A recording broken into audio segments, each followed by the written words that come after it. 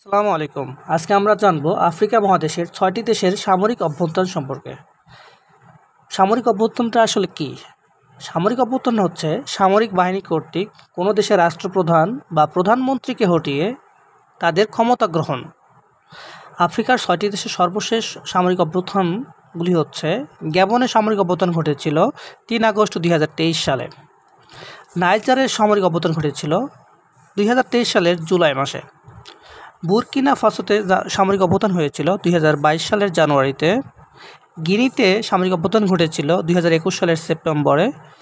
চাদে সামরিক অভ্যুত্থান ঘটেছিল ২০২১ সালের এপ্রিল মাসে এবং মালিতে সামরিক অভ্যুত্থান ঘটেছিল ২০২০ সালের আগস্ট মাসে। গ্যাবন ২০২৩, নাইজার ২০২৩, বুরকিনা ফাসো ২০২২, গিনি ২০২১, চাদ ২০২১, মালি ২০২০।